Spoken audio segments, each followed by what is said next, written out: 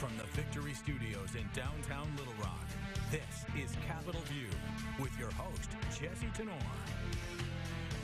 Good Sunday morning to you and welcome into Capitol View. I'm Jesse Tenor. Arkansas lawmakers are working to wrap up the 92nd General Assembly. I'll preview some of the action to come and what they hope are the last days of the session. We begin, though, with a look at what's going on in the U.S. Capitol. And as always, it's very busy in Washington. Joining me this morning is Senator Tom Cotton. Senator, welcome back to the show. Good to be on with you, Jesse. Thanks. Yeah, we appreciate it. So it's kind of hard to believe, but it's now been 2 weeks since Attorney General William Barr did release his summary of principal findings in the Mueller report.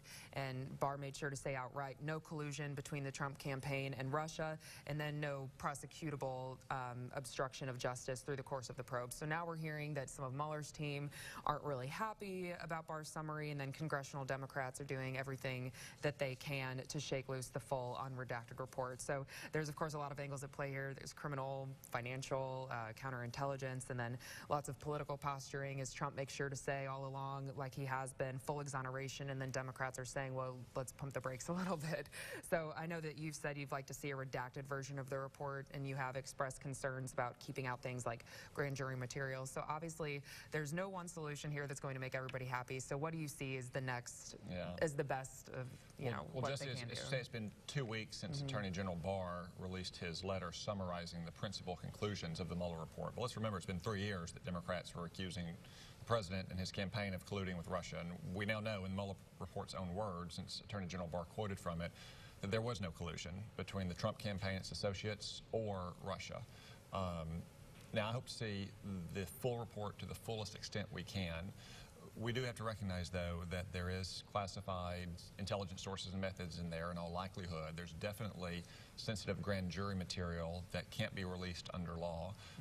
Since the Democrats spent 3 years attacking the president, I think it's okay if we take 2 or 3 weeks to ensure that we don't release sensitive or even classified information to the public. And I think the next step is just to evaluate the report that comes to Congress. Attorney General Barr said he wants to have the fullest disclosure possible.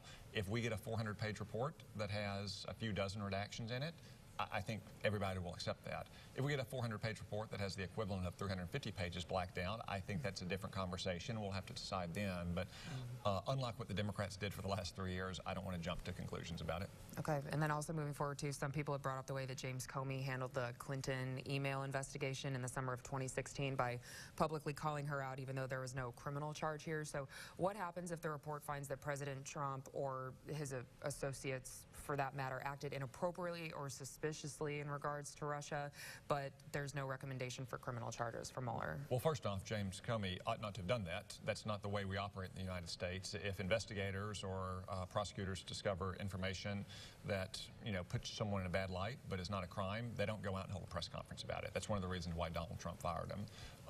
But second, about the information in the report related to so-called obstruction of justice, I think we can read between the lines a little bit of Attorney General Barr's letter. He says much of that information was already in the public domain. I think we know what he's talking about. He's talking about the president firing Jim Comey and criticizing the Mueller investigation on Twitter and in TV interviews. I think it's pretty far-fetched to say that Donald Trump somehow obstructed justice by tweeting about an investigation into something that didn't happen.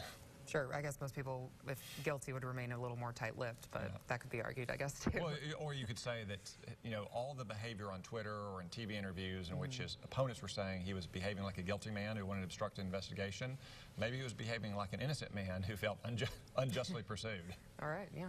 And then last Friday, President Trump went to Southern California to tour the U.S.-Mexico border, of course, and he had been threatening to close the border altogether, which had a lot of people nervous. Now he backed off that. He did give Mexico a year to kind of, work on migration and drugs. So meanwhile, the number of people showing up at the border is rising rapidly as we speak, and then most of these people are crossing between legal ports of entry and turning themselves in, but then you still have border officials say that they're getting overwhelmed here, and then some are, of course, calling on Congress to act. And so what is the right answer here? I mean, the Trump administration has pushed a series of harsh deterrence measures, but are those working in your opinion? So Jesse, you actually put your finger on part of the problem. We've had a huge surge in illegal immigration at our border. In March alone, it's one of the highest months in the last decade. But it's a very different kind of illegal immigration than most people perceive or are used to over the last 30 years. Most people perceive, and over the last 30 years we have in fact had, mostly younger men who are coming to the country illegally, either to try to get a job or to participate in international criminal rackets. We still have that, of course, but this surge in migration is driven by adults showing up with children, sometimes their own, sometimes not their own, and saying they have a fear of persecution, seeking asylum, usually from Central American countries. And that child, under our laws and under judicial decisions, basically gives them a get into the U.S. free ticket. So there are things that we can do to immediately stem that crisis, like rapid DNA testing, to ensure that that is in fact their own child, not someone that they just unfortunately paid a human trafficker to help them get into the United States. Building more kind of modular housing so we have more detention facilities at the border so we don't release people into the country, never see them again. Those are kind of immediate actions we can take to try to stem this crisis at the border. Longer term, Congress needs to change our laws. The Attorney General needs to go back to the courts and get those stupid judicial orders overturned or at least modified. Okay, and then the president's moving money around to get a border wall built. Even in a best-case scenario for the administration, could be argued that we're not going to see a wall for years. Assuming that it is built, how do you see it affecting the border situation? So a border wall is an important part of border security. Any place, especially in urban areas like in California, where we built walls, of course they work. They stop illegal immigration. It's not the only solution, though. As you say, a lot of the illegal immigrants we have today are not running away from the Border Patrol, they're running to the Border Patrol. So while a wall is part of the solution at the border, and we should build it everywhere the Border Patrol thinks that we need it, we also need to change our laws. We also need more Border Patrol agents and more immigration judges, so when someone shows up on our border illegally, we can turn them right back around, rather than, again, having to release them into our country, never to hear from them again. Now, you did bring up Central America, so I know that just this recently, with a rise in violence in countries like Guatemala, El Salvador, and Honduras, the administration did say that it's cutting all direct aid to those three nations. So many migrants being detained at the border are coming from these countries, which are among the most violent on the planet. We all know this, but the president has been frustrated with these governments that they aren't doing more to stop migration. But there are members of both parties who have said that cutting away this aid will just make things worse. So where do you stand on that? Was that the right move? Well, first off, let me say that conditions in those three countries, Guatemala, Honduras, El Salvador, are pretty dire. Very poor, lots of crime.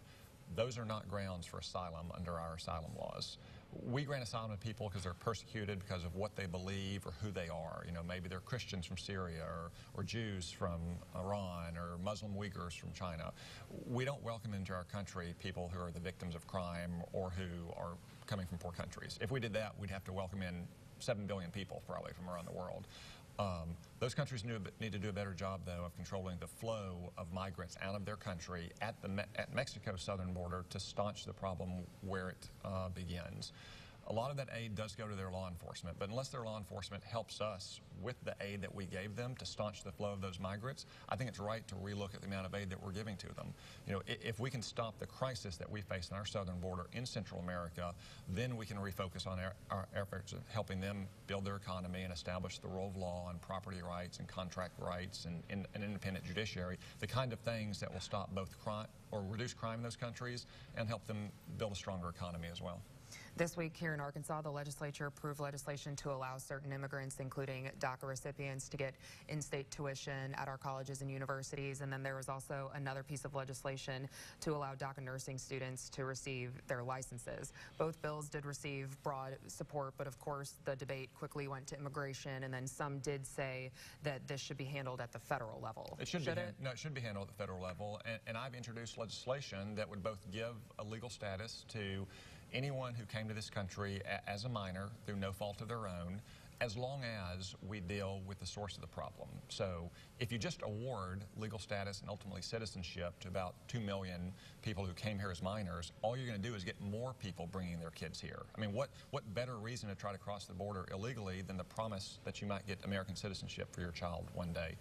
But that's going to create that creates problems in both encouraging more illegal immigration. That's why the legislation I propose would provide funding for the wall and more Border Patrol agents and more immigration judges. It would also allow those people to then get legal status for their family members, to include their parents, the very people who caused the problem in the first place. That's why my legislation would stop extended family chain migration as well.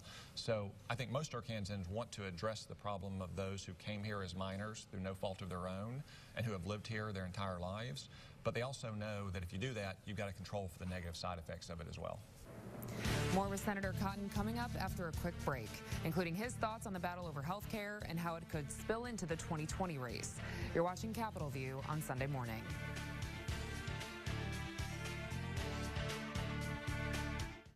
I just bought an SUV from Mercedes-Benz of Little Rock, and I couldn't be happier. Mercedes truly cared about what I needed, and I was shocked at how affordable they were. I can't imagine shopping anywhere else. Go see the great people at Mercedes-Benz of Little Rock today. Sold it. Absolute Real Estate and Personal Property Auction. 8500 Edgemont Road in Greers Ferry, Arkansas. Tract 1 is 4.5 acres with over 300 feet of highway frontage. A 20,000 square foot commercial boat dealership in excellent condition. Tract 2 is 6.5 acres with a fenced and gated 92-unit boat storage facility. Offered separately pontoon boats, ski boats, fishing boats, Ford and Chevrolet trucks, Mahindra tractor, Mossberg, Browning, Remington, and Beretta guns. Everything is sold regardless of price on auction day. Go to wilsonauctioneers.com. Sold it. Everybody get closer. Hang on. Yeah, right there. Wait, where's my mom? Sweet baby velvet. Now, that is what I'm talking about. This baby will sell me. Haverty's biggest sale of the year is on. Save up to 30% on everything. Yes, everything. Don't wait. These are the lowest prices ever. You don't want to miss the biggest sale of the year. The children. Oh. Haverty's. Life looks good.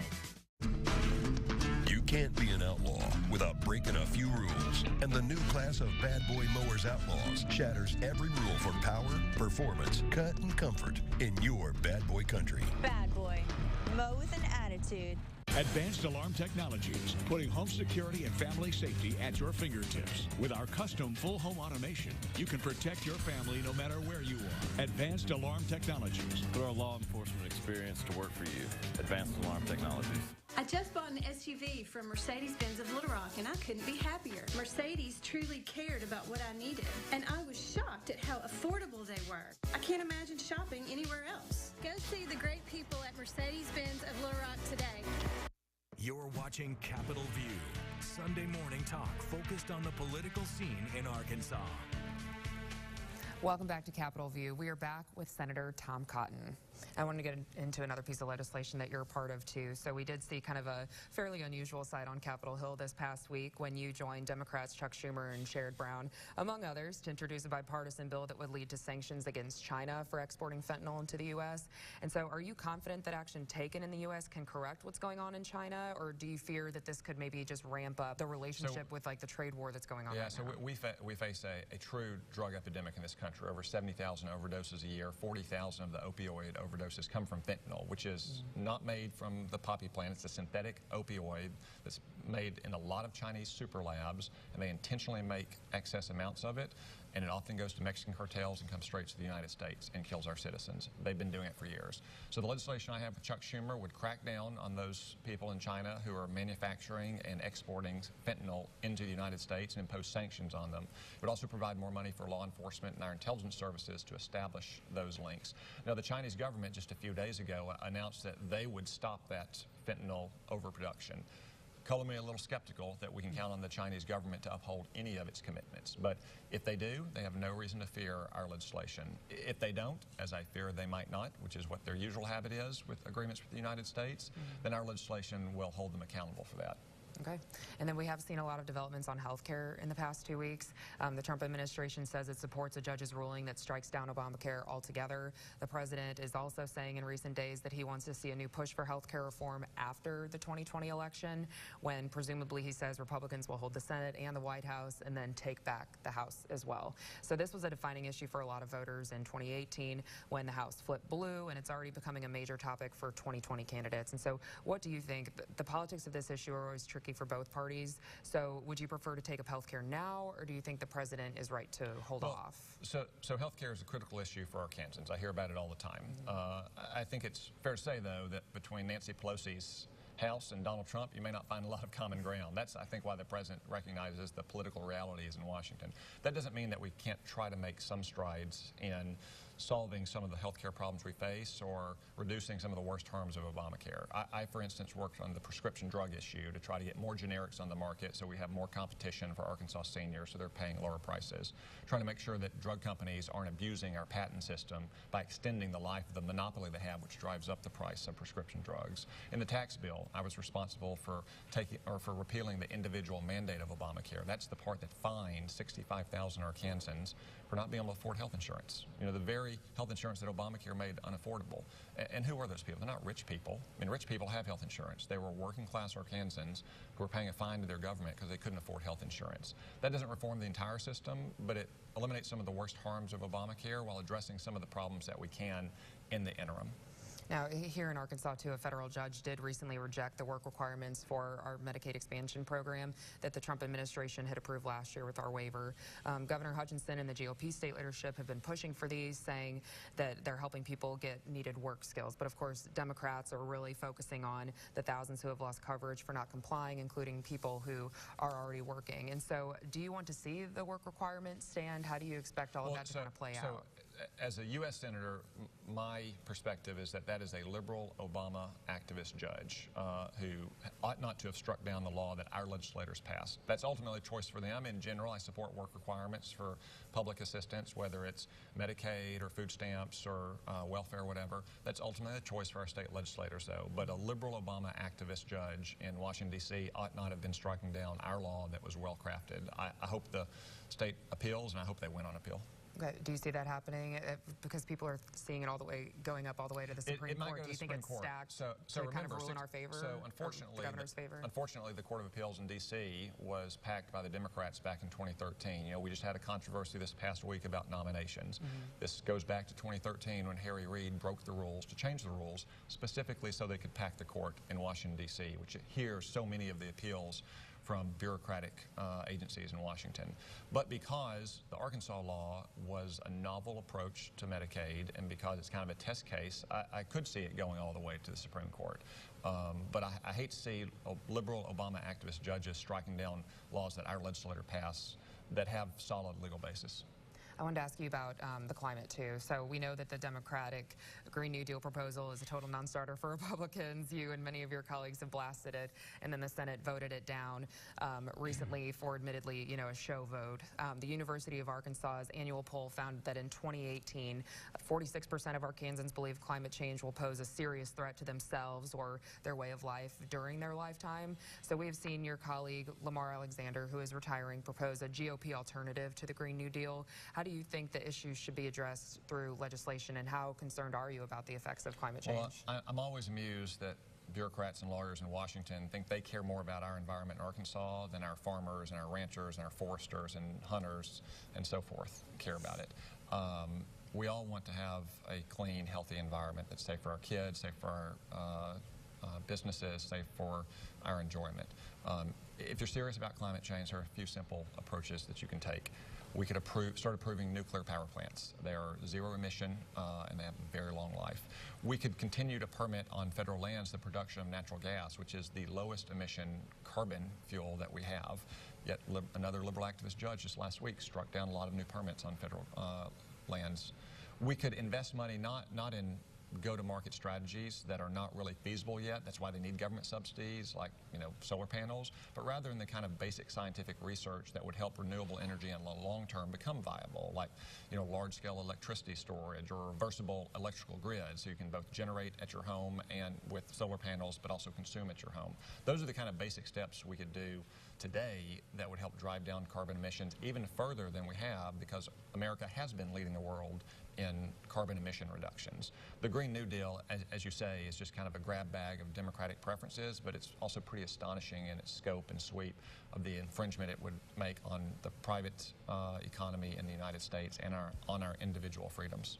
And then the last time you were on the show, you did announce your re-election bid just recently that week. And so this is the first time, though, that you're running as an incumbent of your three the 3 times that you have been in Congress, first the House and then the Senate. So how do you plan to tackle this re-election bid as an incumbent this time around when you definitely have more face recognition, name recognition, but then at the same time, Democrats are also preparing for a tougher fight? Well, I'm pretty excited about the re-election. I'm looking forward to the campaign, but I'm also looking forward on the record that we've amassed over the last 2 years, but also that I've amassed over the last 6 years, 2 in the House and 4 in the Senate.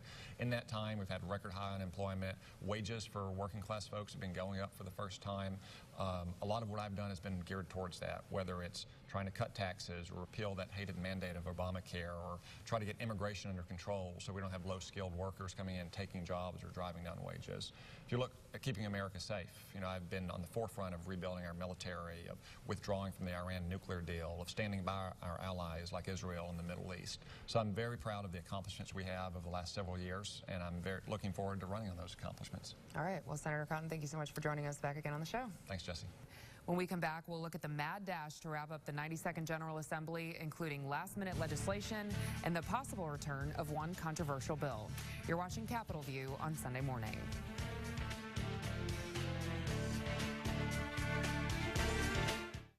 Come and enjoy a new experience in shopping for your home. At Aladdin Rugs and Home Decor, we have over 5,000 rugs in the latest colors and styles. Bring your pillows, your pillow shams, and sizes. We will help you select the perfect rug. We're #1 in customer service with 15,000 square feet of rugs, unique home decor, wallpaper, and flooring. Remember, buy today, take it home today, and save. Why wait?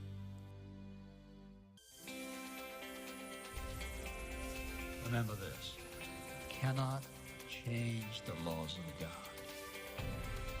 When He has visited you in some form of adversity, and He brings you through that, that's like He has increased the strength of the foundation of your life in your faith in Him.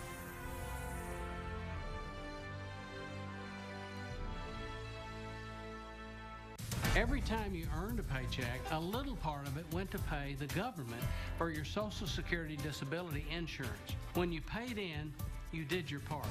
Now, if you can't work because of a physical or mental condition, you have a right to the benefits you paid for. At Rainwater Holes in Sexton, we help people get the Social Security disability benefits they deserve. We're Rainwater Holes in Sexton. Let us help you weather the storm. 888-8888. She was able to be there for me when I was younger, and I'm really grateful to be able to be there for her. Superior Senior Care, they searched for a good match for my Mima. I love how I get to spend time with her. She's there. She's hand in the pocket on his shirt. They have welcomed me into their home with loving arms. We wouldn't be able to have Mima here at home with us if it weren't for Superior Senior Care. Welcome to Musselville, a Dodge owner's paradise, where you parallel park like this, and people show off their goods by popping their hoods. Where block parties look like this, and rush hour takes on a whole new meaning. So come to Musselville, where every day is a performance day. Right now, finance and get $2,750 total bonus cash on the 2019 Dodge Charger. You're watching Capitol View, Sunday morning talk focused on the political scene in Arkansas. Welcome back to Capitol View. Lawmakers are trying their best to wrap up the 92nd General Assembly, but there's still lots of work to be done and plenty of bills still in the works. One of them, a controversial self-defense proposal that drew national attention that could make a comeback. You probably remember Senator Stephanie Flowers' impassioned critique of the so-called Stand Your Ground bill. It would allow a person to use deadly force in self-defense and not be forced to retreat if they fear their life is in danger. Flowers argued it would disproportionately affect African Americans. The bill's sponsor, though, disagrees, saying it would help people in life-threatening situations. It ultimately failed during that debate. Last week, members of the Arkansas chapter of Moms Demand Action delivered petitions to the Senate Minority Leader with more than 2,000 signatures against the bill. People take too many things for granted and don't realize the difference that one person can make. And so together, we're stronger and always better. So thank y'all. The bill has been re-referred to committee, but the Senate tried to extract it Thursday for consideration on the floor. That didn't happen, but it could on Monday. Governor Hutchinson has said he is hesitant to change the current state law. Arkansas's Medicaid expansion program will survive another year. At the start of the session, leaders did not expect much drama here, but the program appeared in limbo following a federal judge's decision to block the work requirement. The appropriation bill to fund Medicaid in the expansion program, Arkansas Works, needed 75 House votes and got exactly that on Tuesday after falling well short days earlier. The governor expressed relief and gratitude that the Medicaid budget passed. He has urged the federal government to appeal the judge's decision on the work requirement. A bid to cut off funding to so-called sanctuary cities in Arkansas is headed to the House for a vote. It would crack down on cities that don't cooperate with federal immigration authorities and policies, or cities that prevent law enforcement from asking people if they are in the country legally. The Senate passed it Friday. A Little Rock City director withdrew his ordinance to define the city's stance on undocumented immigrants in the hopes that this bill passed into law. An update to an issue we broke down last week, a bill that would send hundreds of low-income students to private schools statewide, appears to be dead. It would have allowed Arkansans to get a tax credit for donating money to a voucher fund. Supporters argued parents should be able to choose where to send their kids to school, while opponents said the bill would hurt who it was supposed to help. Passing a school choice bill was one of the governor's priorities this session, but this one failed in a House committee. Another, tailored to Pulaski County students, also could not get the votes. The fight over local control of Little Rock schools spilled into the Capitol late last week. A Senate committee Friday advanced a bill that would allow the state to hold on to LRSD and other districts in academic distress another 4 years. Several people who favor a return to local control spoke against it. A Democratic bill that would have paved the way for a quicker return to local control timed out in committee. And we're back to wrap it all up after this. You're watching Capitol View on Sunday morning.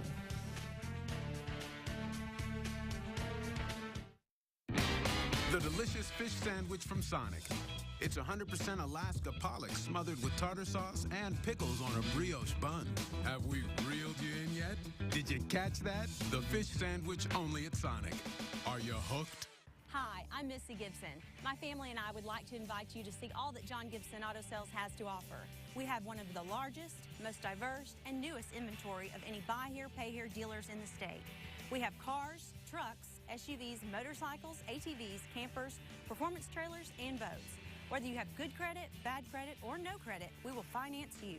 Check us out at johngibsonautosales.com and we will have your purchase ready when you get here. I love an ice cream sandwich on a Sonic night. The official beginning of cargo short season. Guess how many ice cream sandwiches I can fit in my cards? 3? 7? No way. You say 3? Don't insult my cards, bro. Hurry in for Sonic Nights. New $1.49 ice cream cookie sandwiches and half-price shakes after 8. My name is Paula Steinzig. My husband was Frank Steinzig, and he was murdered on February the 11th, 2015. Help Arkansas declare victory over violence. You're watching Capitol View, Sunday morning talk focused on the political scene in Arkansas. And that does it for today's show. Don't forget, you can now take Capitol View on the go. Download the Capitol View podcast wherever you get your podcasts. And we're back with an all-new Capitol View next week. Enjoy the rest of your weekend.